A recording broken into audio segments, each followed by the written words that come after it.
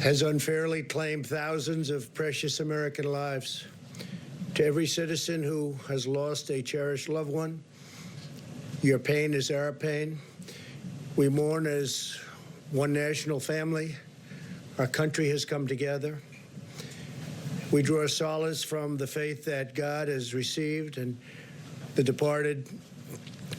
He has taken the departed into his eternal and loving embrace. They will never be forgotten. Over the last weeks and months, millions of Americans have joined together in a shared national sacrifice to halt the spread of this horrible disease. The Army built field hospitals and sports arenas and convention centers. The Army Corps of Engineers is great. Over 20,000 beds in record time. The Navy sailed hospital ships to our biggest cities. Life-saving supplies and experimental medicines were rushed to the front lines as we launched a rapid search for groundbreaking treatments and vaccines. We built the most advanced and robust testing anywhere in the world, and we've done more testing than any country anywhere in the world.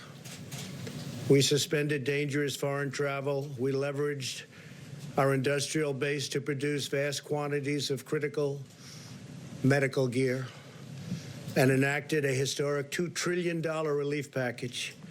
Through it all, we have seen the heroism of our doctors and nurses like never before. These are our warriors.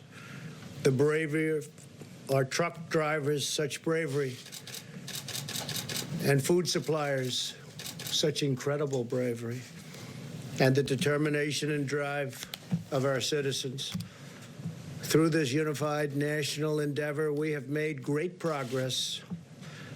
You could really say incredible progress. Our experts and scientists report that our strategy to slow the spread has saved hundreds of thousands of lives. Models predicted between 1.5 million and 2.2 million U.S. deaths. If there was no mitigation, could have even been higher than that. And between 100,000 and 240,000 deaths with mitigation. It's looking like we will come far under even these lowest numbers.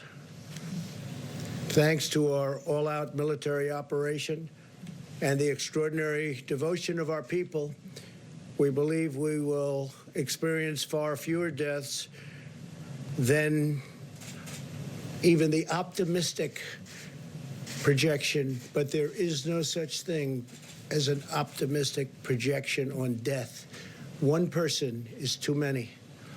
Our experts say the curve has flattened and the peak in new cases is behind us. Nationwide, more than 850 counties, or nearly 30% of our country, have reported no new cases in the last 7 days.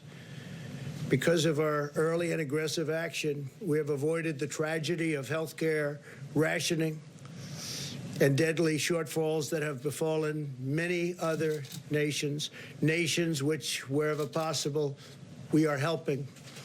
In America, no person who has needed a ventilator has been denied a ventilator. We're making hundreds of thousands of ventilators. We've delivered thousands and thousands of ventilators to the states. And actually, it's been an incredible operation. We started with very little, and we ended with a lot. The United States has achieved a significant lower mortality rate than almost all other countries. Based on the latest data, our team of experts now agrees that we can begin the next front in our war, which we are calling Opening Up America Again. And that's what we're doing. We're opening up our country, and we have to do that. America wants to be open, and Americans want to be open. As I have said for some time now, a national shutdown is not a sustainable long-term solution. To preserve the health of our citizens, we must also preserve the health and functioning of our economy. Over the long haul, you can't do one without the other, cannot be done. To keep vital supply chains running, these chains have to be taken care of so delicately. They're delicate, the balance is delicate.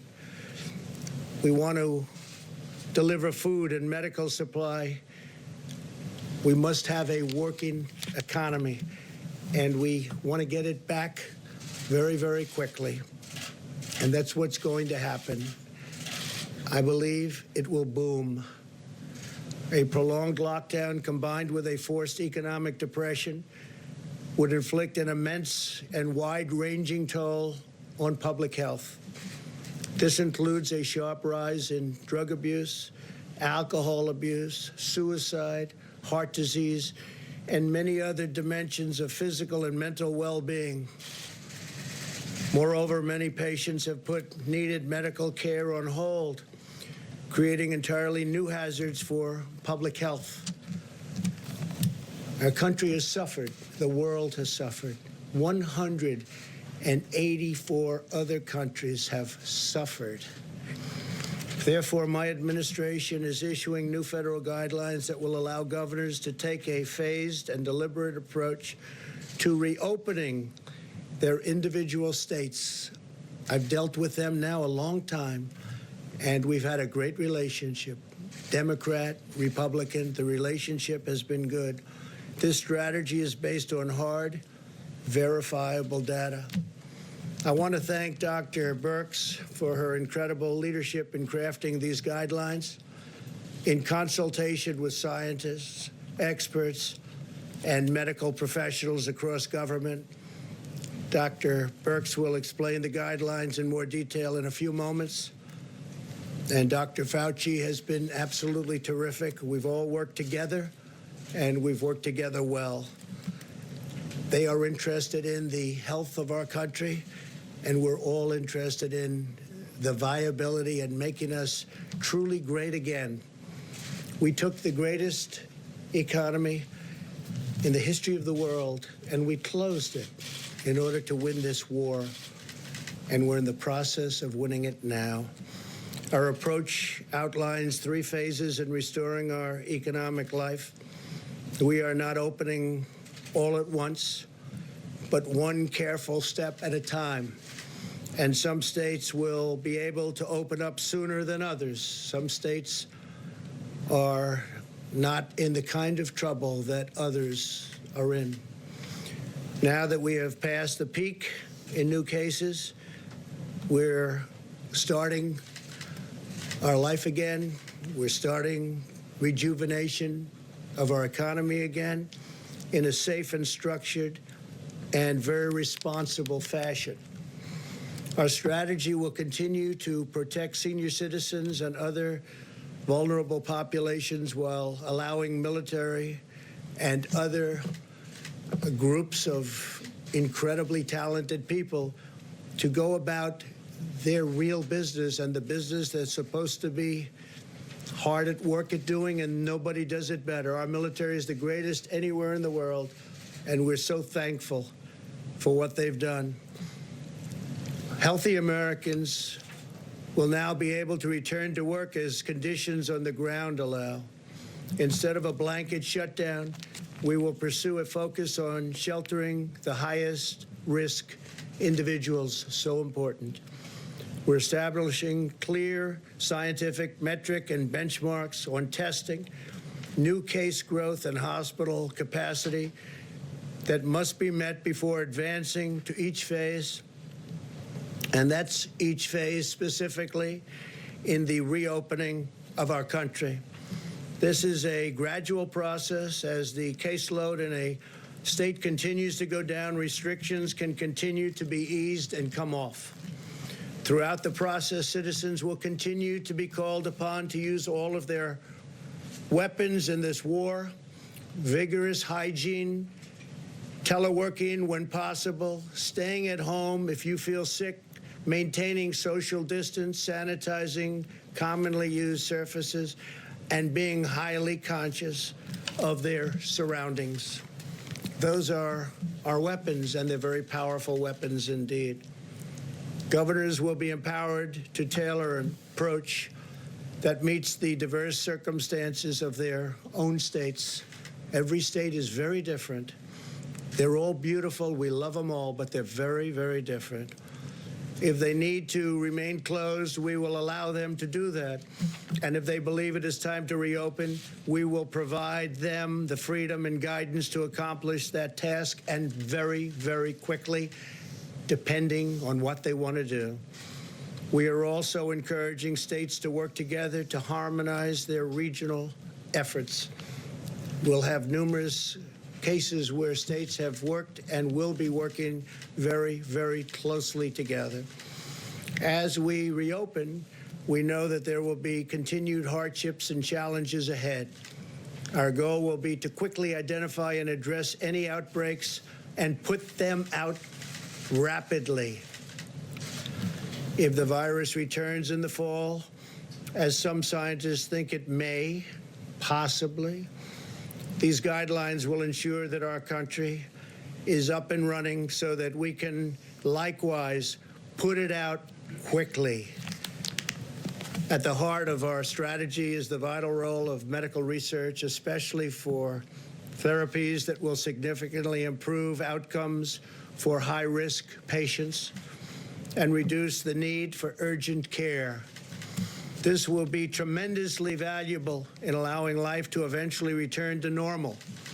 At least 35 clinical trials are already underway, including antiviral therapies, immune therapies, and blood therapies in the form of convalescent plasma. You've all heard about some of these events and some of these therapies. They've come a long way. What's been done in the last 4 weeks is incredible. We will also continue to expand our testing capacity. We have now completed more than 3.5 million tests, by far the most anywhere in the world. Areas of our country that have been hot spots have done much more testing on a per capita basis than South Korea. We've done more than South Korea, and South Korea has done a good job, but we've done more. We will continue to work with governors to advise them on how to conduct both surveillance and diagnostic testing. We have now distributed over 600,000 Abbott ID Now point-of-care diagnostic tests. These are tests that are done on site, and within 5 minutes, you know the answer, positive or negative. In recent days, we have seen a dramatic increase in the number of tests performed by hospitals and academic institutions, with more than 120,000 tests recently reported in a single day, far more than any country in the world has ever been able to do. And our numbers are actually going up. As these new and better testing solutions come online, we're seeing this additional capacity reflected in the numbers. For this reason, the number of tests processed in commercial laboratories has dropped from approximately 100,000 to roughly 75,000 tests over the last week. The reason it dropped is because we have so many other tests and we don't even have to go through the laboratories. But the laboratories have tremendous additional capacity, and states feel free to use that capacity. Some in the media falsely reported this as a bad thing, when in fact it is a great thing, because it indicates that the states are moving to faster, more local testing solutions, including on-the-spot tests. So this drop in the utilization of commercial laboratories is an affirmation that testing, which is at an all-time high, is growing at a historic rate. In other words, the laboratories are great, but now we have forms of testing that are much quicker, much better, and we don't have to use the laboratories, but they're there, and they have a great capacity to do the work. As Dr. Birx has been advising our governors for weeks, we continue to have an excess testing capacity of 1 million tests per week available for use, and our capabilities are growing every single day, especially with the new tests that are coming onto the market rapidly. As we begin a science-based reopening, we must be extra vigilant in blocking the foreign entry of the virus from abroad. Border control, travel restrictions, and other limitations on entry are more important than ever to keep the virus in check and allow Americans to get back to work. The sacrifices our citizens have made in this time of crisis will be remembered, studied, honored, and praised for generations to come. We're really all working together. Democrat, Republican, conservative, liberal, we're all working together. This is not about parties. This is about our country. Now the American people are ready to rise to the occasion once again. They are ready to show the world once more that Americans can defeat any challenger. Together we will rebuild this land that we love.